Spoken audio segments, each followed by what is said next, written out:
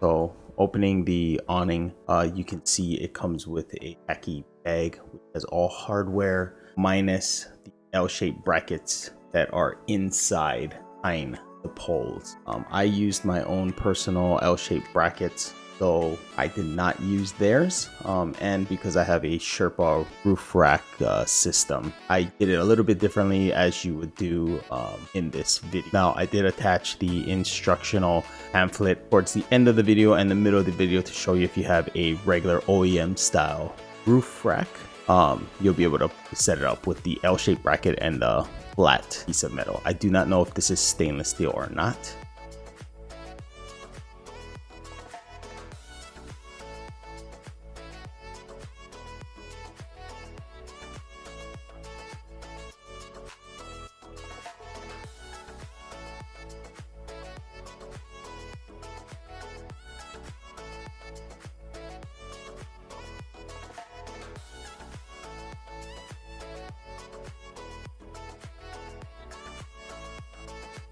Now mine came bent at the corner. I had to use pliers to actually pop the rail back straight so that way the bolts actually would fit in. Now you're gonna use the smaller bolts, so ignore the larger bolt. I did not have the instruction manual while I made this instructional video. I was just kind of going with it. Now I realized that the bolts were a bit too long, so I went with the smaller bolts.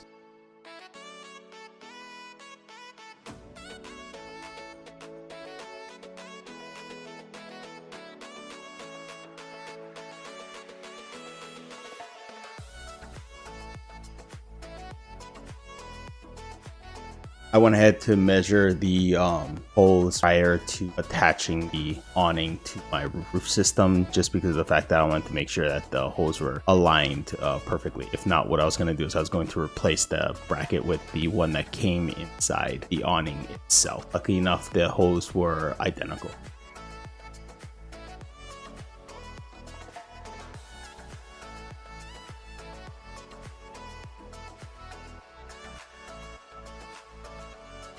Now, I would recommend when installing the awning itself, it's a bit heavy, so I would use 2 people on a flat surface instead of being an idiot like myself and just trying to Superman that myself. You'll save your back. Your back will thank you.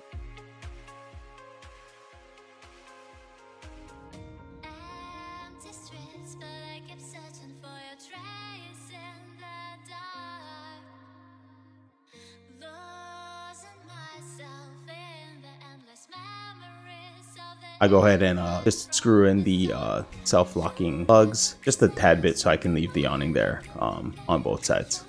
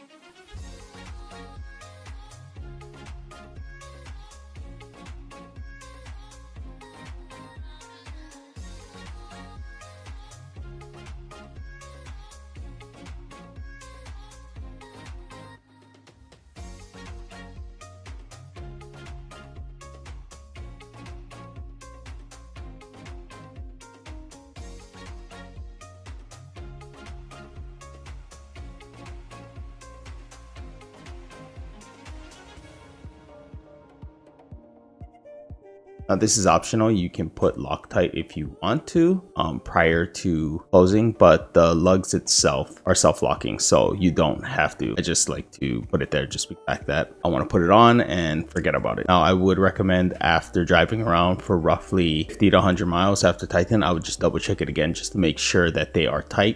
Once you double check that, you're good to go.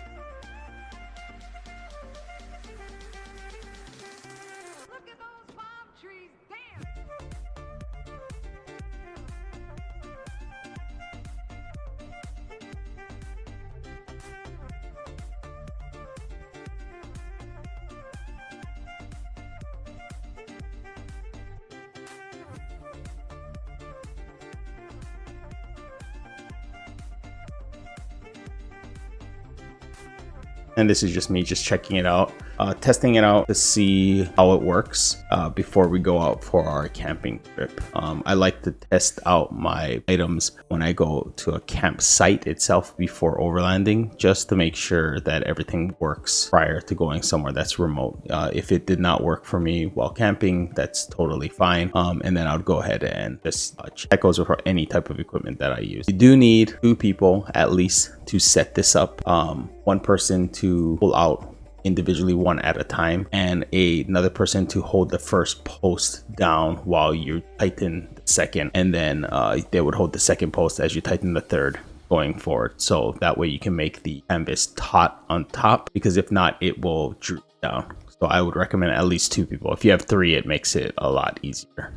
As a review for the awning, I do like it. Overall, it's a great piece of equipment. Not sure how I'll hold up in tremendous wind because I have not gone through that yet. I have noticed that the post itself has bent when using it, but it did not break like the Napa awning that we had. It feels like it's sturdier and a lot better, and then just the quality is a bit better overall. That being said, there are these O-rings that when you close the awning itself to put it away and tighten with the Velcro, that hang on the side of the vehicle just at the right height of your door. So you do have to keep that in mind when closing and opening the door, that you might not be able to get your door closed, or you might close it on that piece of metal. So I would keep that in mind. I'm trying to adjust it to make the awning sit higher, so I don't have to worry about that. Now the pro for the O-ring itself is that O-ring with a clip of any type, you can use a C-clip or anything, you can mount lights on there. So when you are camping, you can have a good light system if you don't have something set up already.